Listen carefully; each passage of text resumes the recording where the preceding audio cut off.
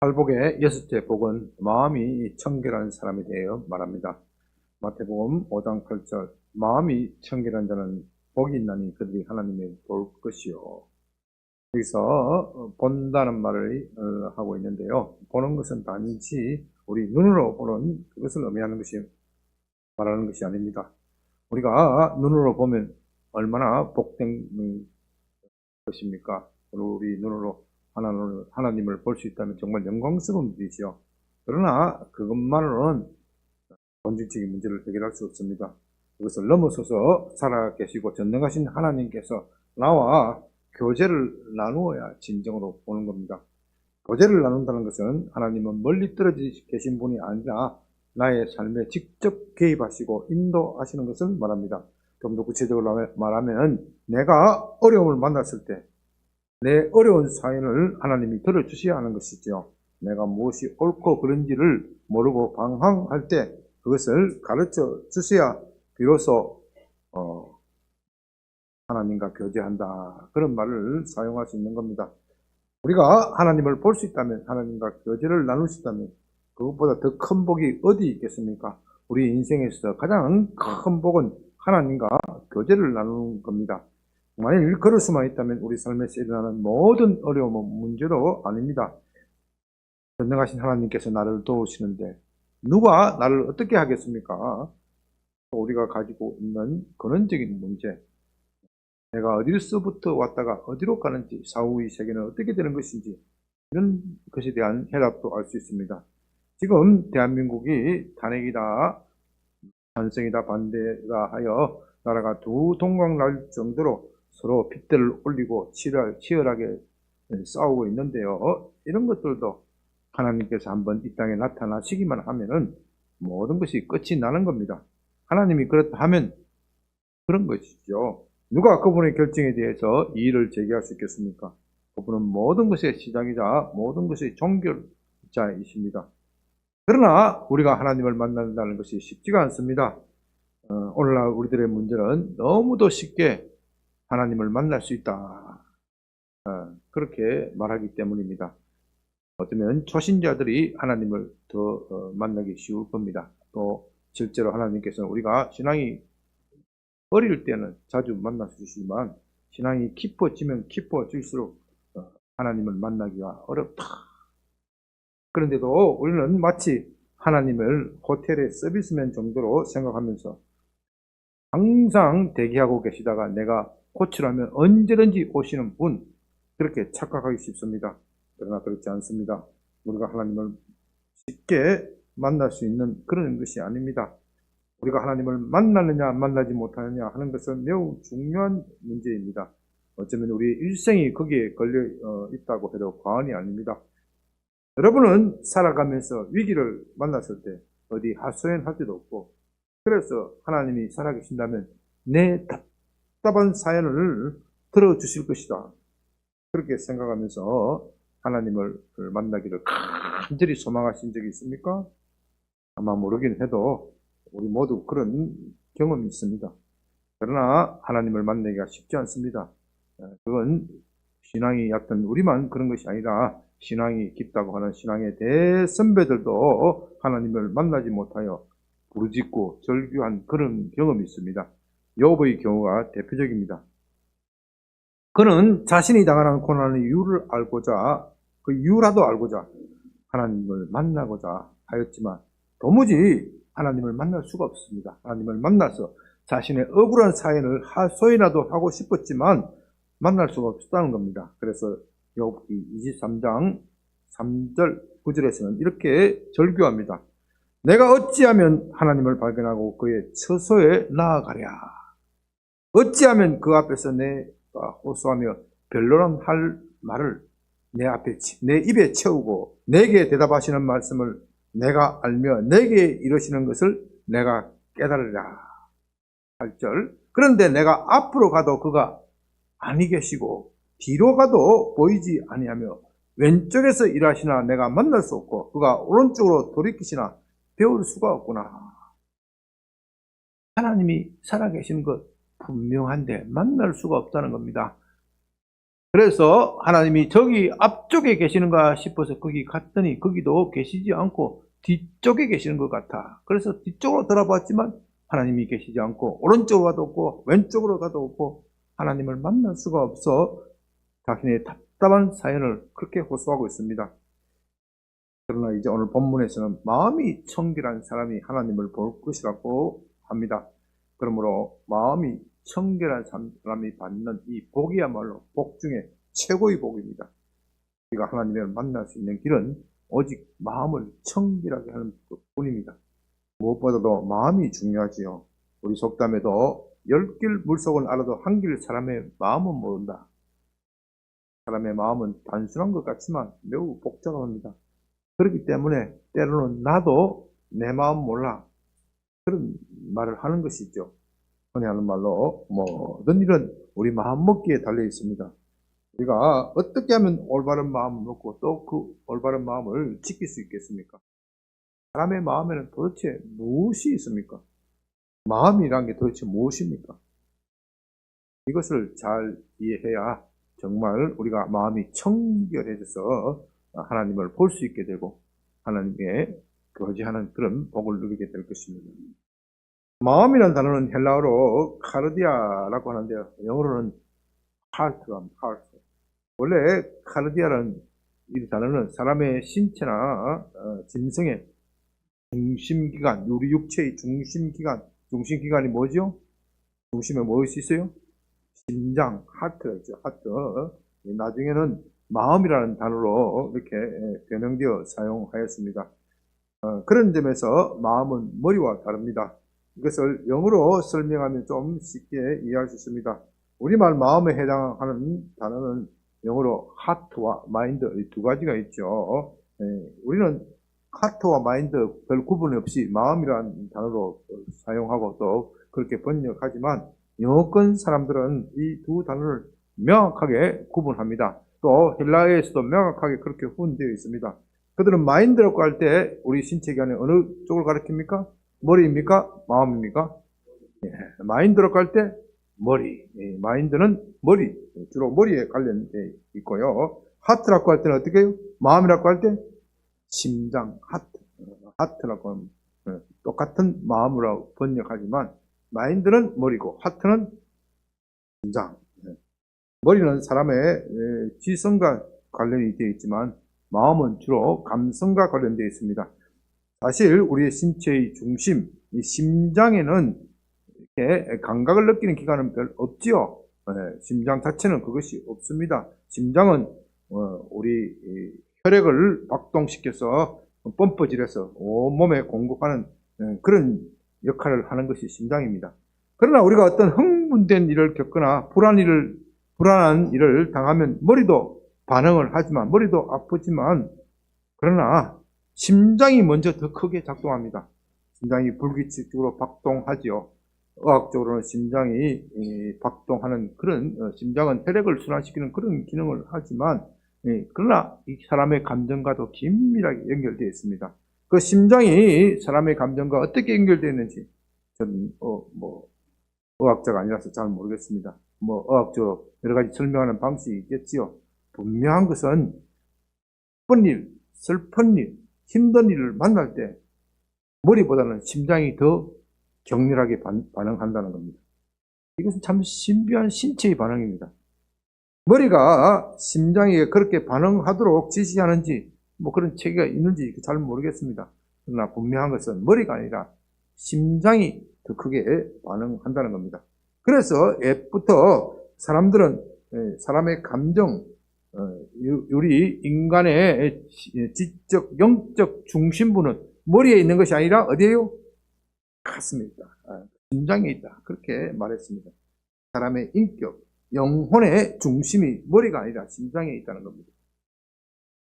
예를 들면 누가복음 21장 23절에서 너희는 스스로 조심하라. 그렇지 않으면 방탕함과 술취함과 생활의 염려로 마음이 둔하여지고 뜻밖의 그날이 덕과 같이 너희에게 임하리라고 하였는데 여기서 머리가 둔하여지고 아니라 뭐예요? 마음이 둔하여지고 카르디아라는 단어를 사용하여 마음을 둔하게 하지 말라. 마음의 감각을 둔하게 하지 말라. 그렇게 경고합니다. 청결하다는 것은 헬라어로 카다로스라는 단어를 사용하는데요. 그 뜻은 순결한, 깨끗한, 영어로서는 clean, pure입니다. 이 단어가 종교적 의미로 사용될 때는 도덕적 순결 또는 제의적 정결, 순결을 말합니다.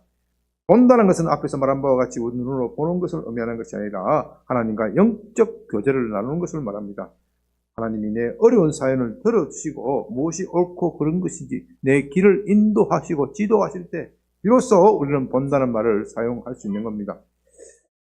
이제 이것을 정리하면요, 마음이 청결한 사람이란 마음이 변치 않고 언제나 하나님을 신뢰하는 사람, 어떤 상황에도 흔들리지 않는 사람, 그것을 말합니다. 우리는 이런 사람을 뭐라고 표현합니까? 사자성어 일편단심, 마음이 청결하다.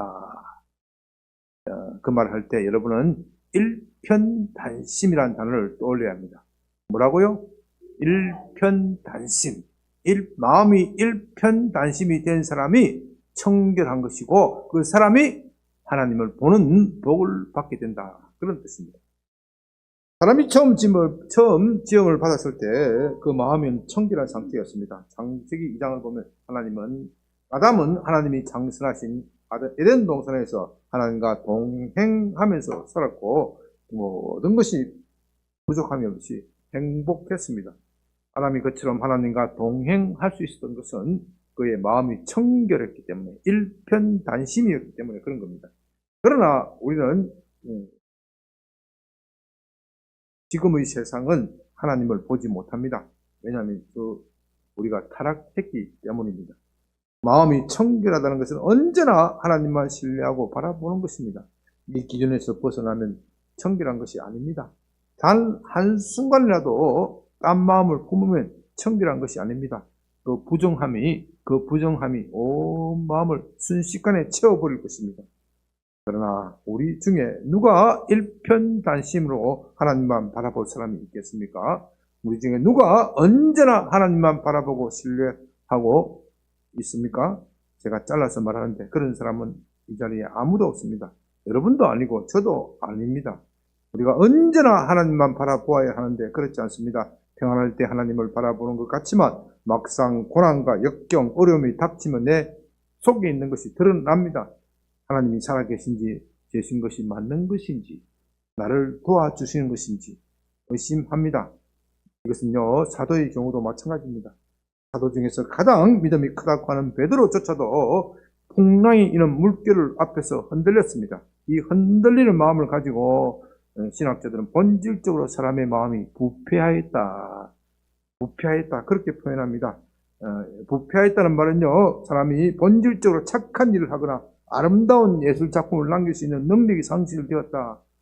그런 뜻은 아닙니다. 사람은 타락한 이후에도 여전히 선을 행하고 어려운 사람을 보면 도와주고 싶은 마음이 있고 또 자신의 재능과 기술로 다른 사람을 즐겁게 할 능력이 있습니다. 그런데 문제는요, 타락한 이후에는 그 능력을 언제나 궁극적으로 자기를 높이는 데 사용하는 겁니다. 일시적으로 다른 사람을 도와준다고 하더라도 궁극적으로는 자기를 높이는 데 사용하는 데 있습니다.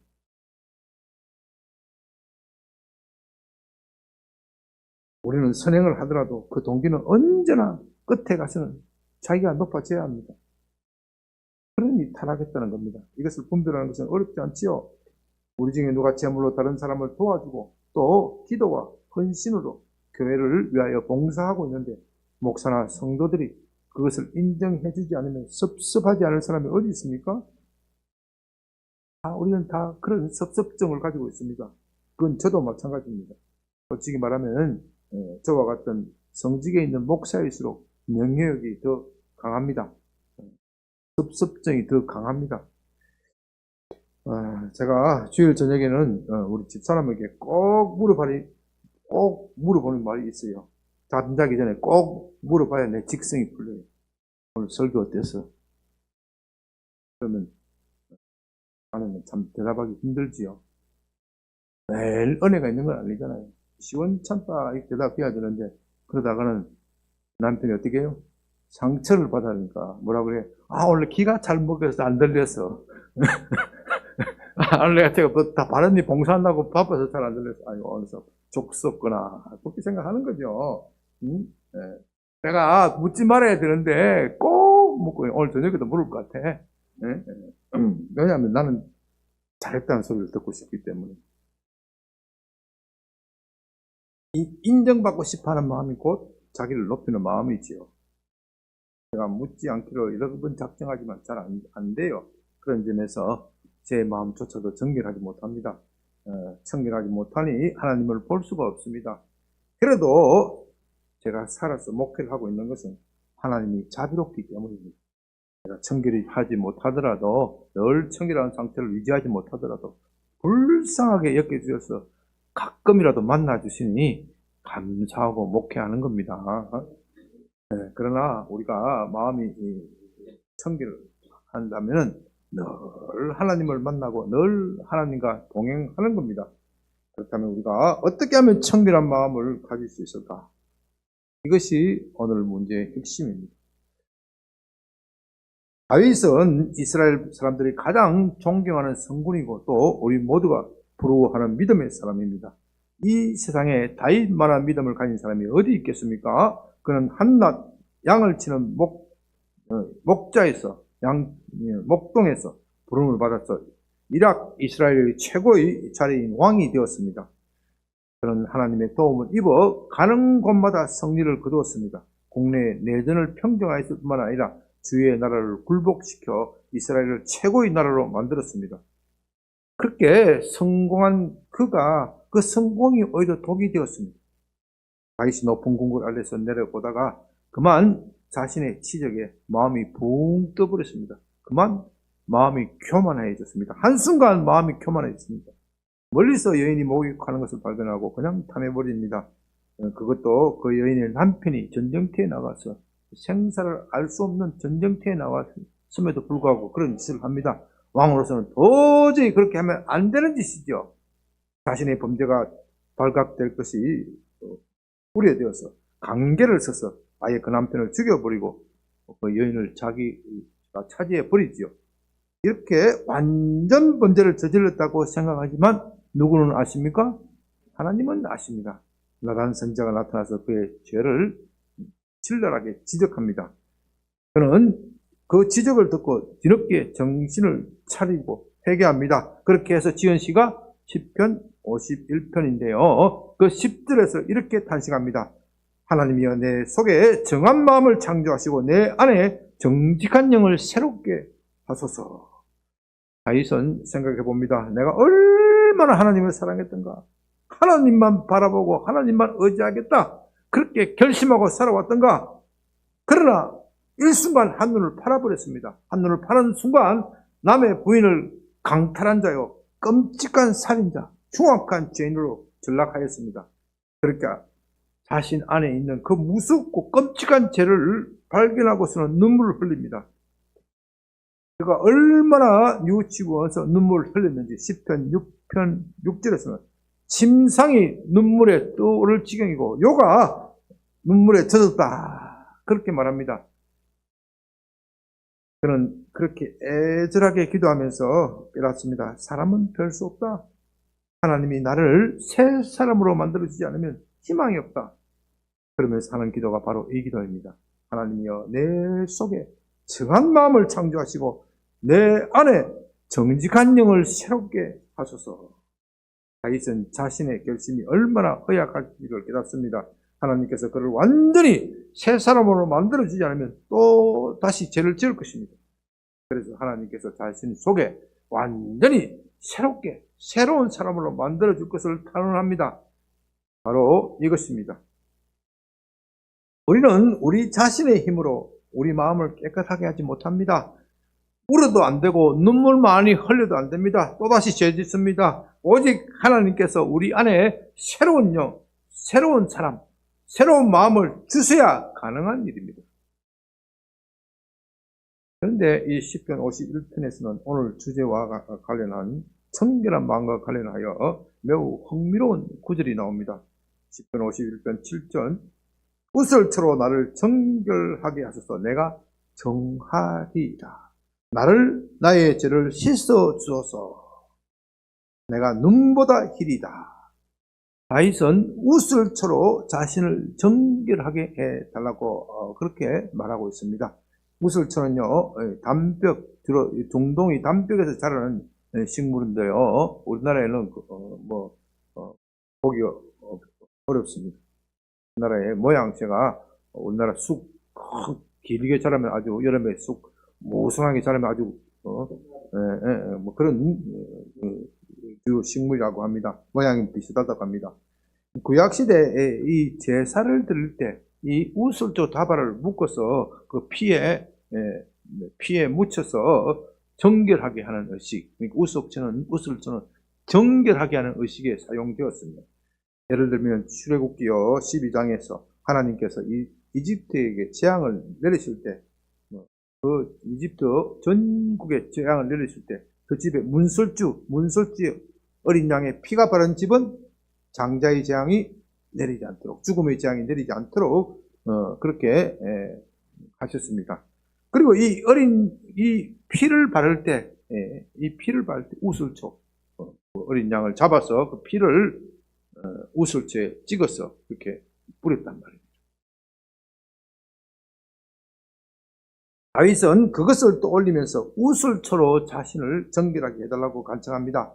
따라서 그 말은 구약의 제사를 의미합니다. 구약의 제사에서 사람 대신 소나 양과 같은 동물이 대신 죽습니다. 죽어야 할 사람은 다윗 자신이지만 하나님은 다윗 대신에 소나 양과 같은 희생 제물을 보시고 그의 죄를 용서하시는 것입니다. 그러나 죄를 지은 것은 사람인데, 다윗인데 어떻게 동물이, 소나 양이 다윗의 죄를 대신할 수 있다는 말입니까? 아무리 동물을 많이 죽인다고 해도 다윗의 끔찍한 죄를 씻을 수가 없습니다. 용서받을 수가 없습니다. 그래서 동물의 제사는 더 나은 제사의 예표입니다. 이제 히브리서에서는, 신약 성경 히브리서에서는 구약시대의 제사의 의미를 설명하면서 결론적으로 10장 4절, 황소와 염소의 피가 능히 죄를 없이 하지 못한다, 그렇게 결론을 내립니다. 다시 말해서 구약의 제사는 우리의 죄를 없이 하는데 무용하다. 그것은 장차 나타날 더 나은 제사를 가리키는 예표적인 의미가 있는 것이다. 더 나은 제사는 예수께서 십자가에서 자기 몸으로 드리는 희생 제사라는 겁니다. 예수님은 하나님의 뜻에 따라서 자신의 몸을 희생 제사로 드림으로써 그를 믿는 모든 사람의 죄를 사하게 하셨습니다. 바로 이것이 완전한 제사라는 겁니다. 그러므로 다윗이 우슬초로 자기를 정결하게 해달라고 기도한 것은 장차 나타날 예수 그리스도의 십자가 사건을 두고 하는 말입니다. 다윗이 구체적으로 그것을 알았겠습니까? 구체적으로는 알지를 못했지만 자신도 모르게 장차 나타날 예수 그리스도의 십자가 사건을 예언한 것이죠. 오직 예수 그리스도의 피가 우리를 정결하게 합니다. 바로 이것입니다. 팔복에서 마음이 정결한 사람이 하나님을 본다는 것은 바로 예수 그리스도의 피로 자신을 깨끗하게 한 사람만이 하나님을 본다는 뜻입니다. 다시 말해서 우리의 구원자는 예수님이시니 예수님 그분만 붙들라는 것입니다. 우리가 산상수훈을 읽을 때 이 점을 확실하게 붙잡아야 합니다. 사람들이 이것을 놓치기 때문에 산상수훈은 지키기 어렵다, 인간의 힘으로는 도저히 도달할 수 없는 수준이다, 그래도 우리 힘으로 가장 가까운 근사치에 접근하라는 것이 성경의 교훈이다, 이런 식으로 해석을 하는 겁니다. 그러나 팔복은 그런 것이 아니죠. 우리 힘으로 근사치까지 가라, 그것이 아닙니다. 만일 그런 것이라면 예수님은 구약의 율법보다 더 중한 율법을 주신 가혹한 분입니다. 차라리 구약의 율법을 지키는 것이 낫지요. 구약의 시대의 성도들이 더 낫다고 해야 할 것입니다. 그런 것이 아니라 예수 그리스도를 통하여 하나님께 나아갈 길을 말하는 것이 팔복입니다. 예수의 십자가가 없으면 기독교의 윤리도 없는 겁니다. 인본주의 학자들은 이것을 모르고 애써 기독교의 윤리를 말하니 십자가 사건을 제시켜버리고 기독교의 윤리를 말하니 이게 안 되는 겁니다. 그러므로 우리는 팔복을 생각할 때 늘 예수의 십자가를 붙들어야 합니다. 그래서 좀 더 구체적으로 설명하면요, 성경은 우리의 마음이 청결하게 되는 방법으로 말씀과 성령으로 말하고 있습니다. 이것이 매우 중요하기 때문에 여러분들은 반드시 좀 기억해 두었으면 좋겠습니다. 먼저 하나님의 말씀이 우리를 깨끗하게 한다고 합니다. 에베소서 5장 26절입니다. 이는 곧 물로 씻어 말씀으로 깨끗하게 하사 거룩하게 하시고, 또 요한복음 15장 4절에서는 너희는 내가 일러준 말로 이미 깨끗해졌다 그렇게 말씀하십니다.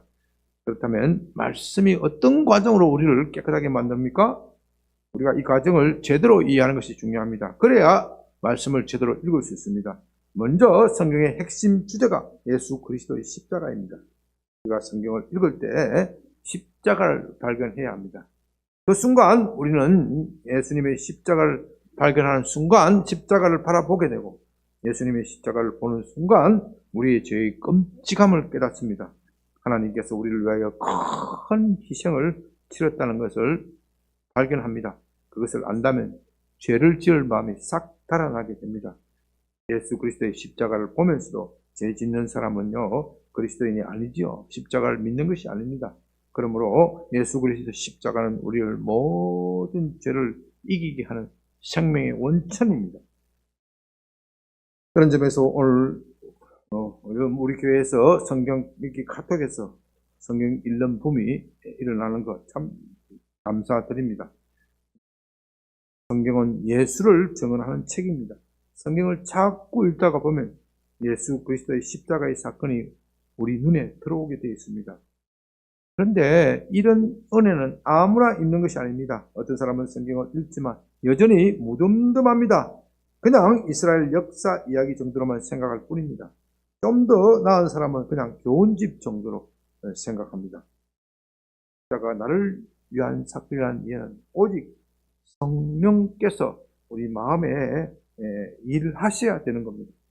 성령께서 우리 마음 깊은 곳에서 십자가의 사건을 이해하게 하고, 예수가 나를 위하여 십자가를 지었다, 그것을 믿게 해 주셔야 합니다.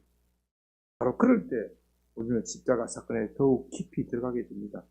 십자가 사건은 단순히 2000년 전 로마의 치하에 있었던 유대 땅에 일어난 30대 청년의 비극적 사건이 아니라 바로 나를 위한 사건이다, 그것을 깨닫게 됩니다. 어느 누구도 이 성령의 개입 없이는 예수 십자가 사건을 온전히 이해할 수 없습니다. 이것은 참으로 신비한 것이고 우리의 모든 상상과 이해를 초월합니다. 그래서 성경은 믿음조차도 하나님의 선물이라고 말하는 이유가 바로 이것입니다. 이제 정리하면 이렇게 됩니다. 사람은 어느 누구도 자기 혼자서 마음을 청결하게 할 수 없습니다. 왜냐하면 우리는 태어날 때부터 자기가 세상의 중심이다 그런 생각을 가지고 있기 때문입니다. 우리가 원죄를 말할 때 바로 이 핵심이 자기중심적인 생각, 이 자기중심적인 생각이기 때문에 우리는 교만과 이기심과 탐욕에 빠지는 겁니다. 그것을 가지고 원죄다 그렇게 말하는 겁니다. 그러나 예수 십자가 사건을 바라본다면 그런 생각이 싹 달아납니다. 우리가 십자가 사건을 만날 수 있는 것은 우리가 언제 십자가 사건을 만나는 겁니까? 성경을 읽을 때. 우리가 지금 설거 시간도 이 성경을 읽는 것의 연장입니다. 성경은 무엇입니까? 성경을 풀이하는 거예요. 성경의 핵심 뭐라고요? 핵심 주제가 예수 그리스도의 십자가. 이 십자가 사건을 풀이하는 게 설교의 본질이란 말입니다. 이 십자가 사건이 너무나도 위대해요. 물론 설교할 때 십자가 사건만 이야기하는 것이 아니고 현실에서 일어나는 삶, 어떻게 하면 우리가 복받고 어떻게 하면 잘 살 수 있는가 이런 것도 이야기하고, 또 어떻게 하면 이 사회가 올바로 갈 수 있을까 이렇게 다 이야기를 하는데 그 중심이 다 십자가 사건하고 연결되어 있어요. 십자가 사건과 연결짓지 못한 설교는요, 설교가 아니지. 자기 자랑, 인간의 교만, 인간의 헛된 만담일 뿐이죠. 설교가 만담으로 끝나는 경우가 들어있어서 참 안타깝습니다.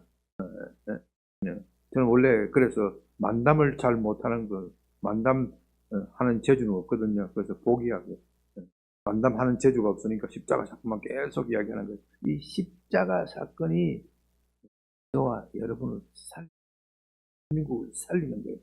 십자가 사건이. 여기에 강한 확신을 두어야 합니다. 그러니까 여러분들은 성경을 읽고, 통독을 통해서 성경을 읽고, 또 큐티를 통해서 성경을 읽고, 또 설교를 통해서 성경을 읽을 때 그 십자가 사건을 만나야 돼요. 십자가 사건. 십자가 사건을 누가 깨닫게 한다고요? 성령께서 깨닫게 한다. 그러니까 그래서 이것을 그렇게 우리가 깨달아질 때 마음이 깨끗해진단 말입니다.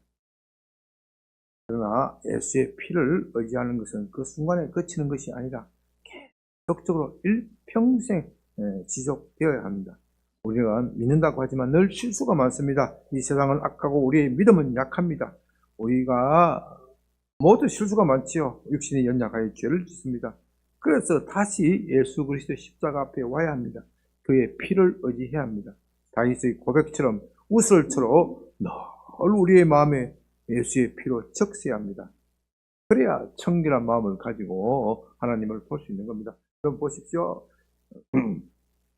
네 번째 복이 뭐라 그랬죠? 의에 줄이고 목마른 자는 복이 있나니 그들이 배부를 것이요. 그래서 의에 줄인다는 것은요, 네 번째 복은 의에 지금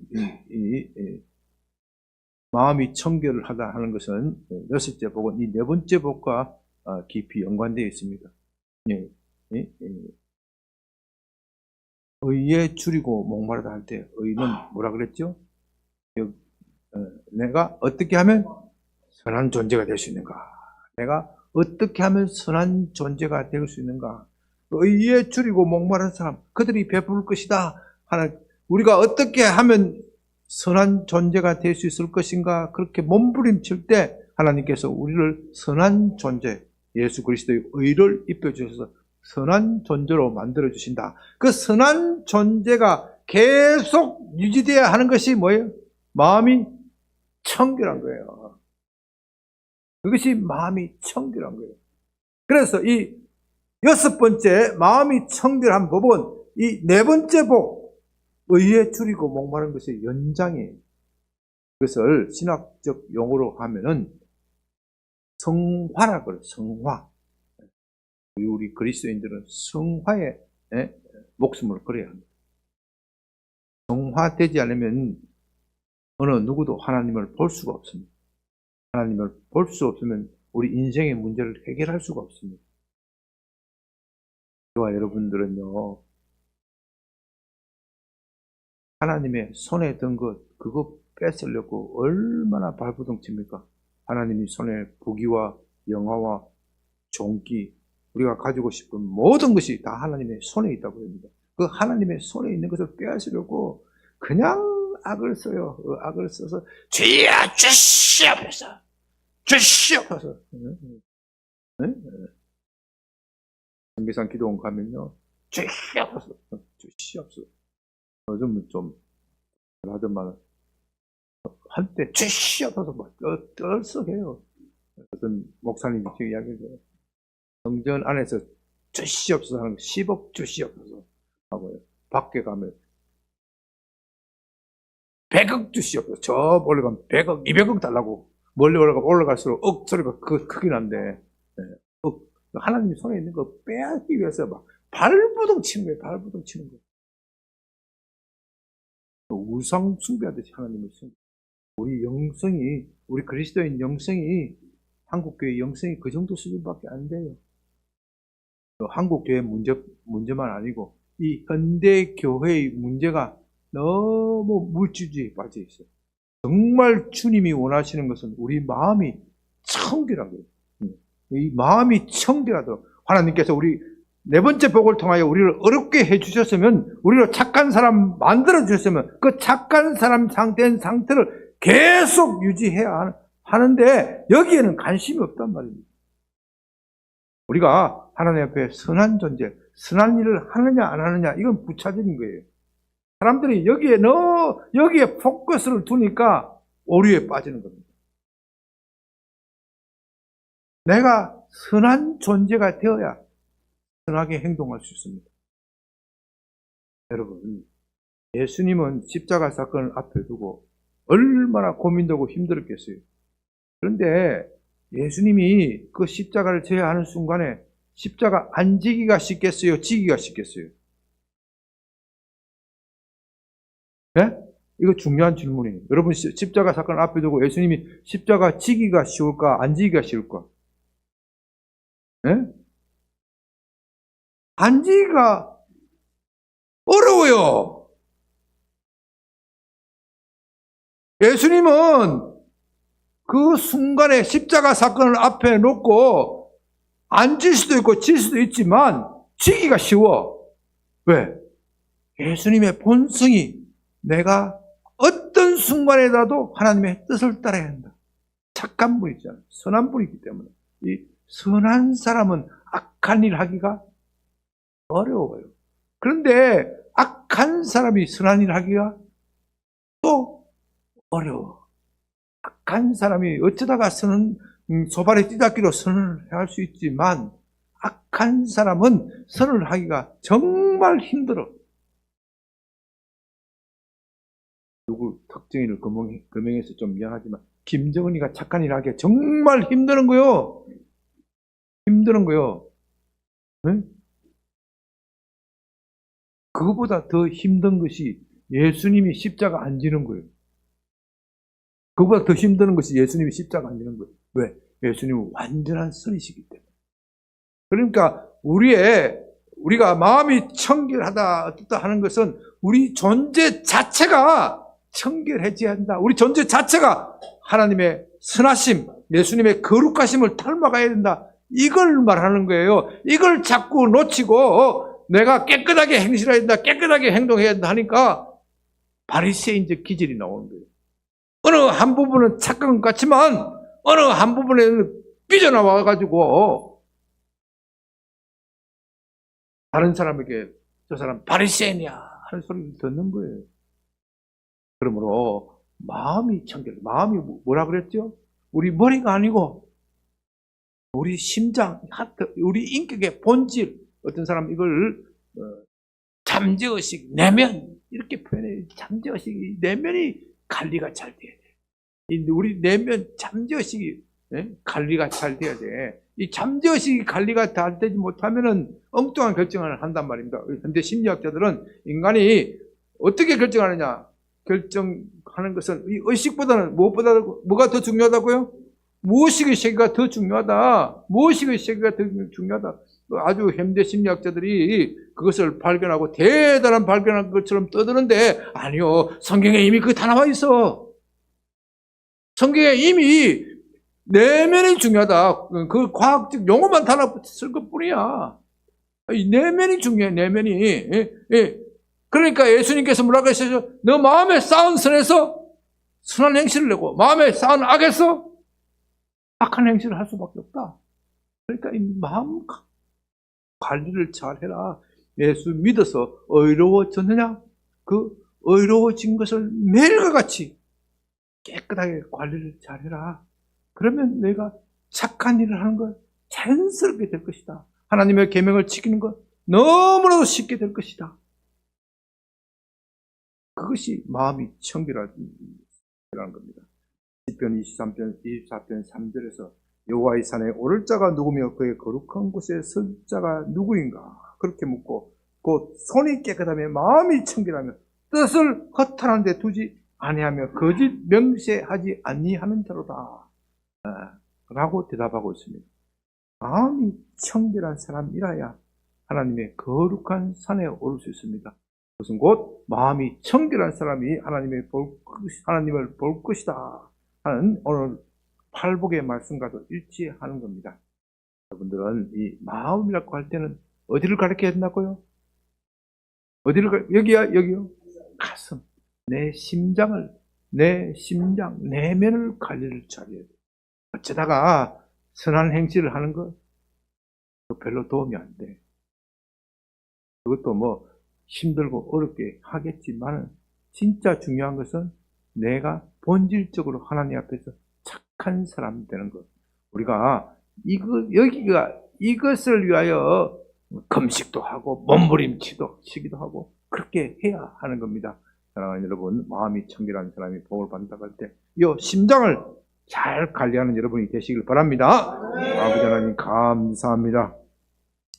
말씀 주심을 감사합니다. 우리가 착한 사람 되어버렸고 착한 행실을 해버렸고 아무리 애써봐도 눈물 흘리고 그렇게 해봐도 됩니다. 그래서 우리 내면을 깨끗하게 예수의 십자가의 피로 깨끗하게 용서하시고 성령을 주시지 않으면 불가능한 일입니다. 난 모두 주의 말씀을 들었사오니 십자가에 의지하여 이 안에 새 영을 창조하시는 하나님을 믿고 나아가게 하여 주시옵소서. 주께서 주시는 이 선한 마음을 잘 관리하여서 매일과 같이 매 순간같이 하나님을 보는 영광을 누리게 하옵소서. 예수님 이름으로 기도드립니다. 아멘.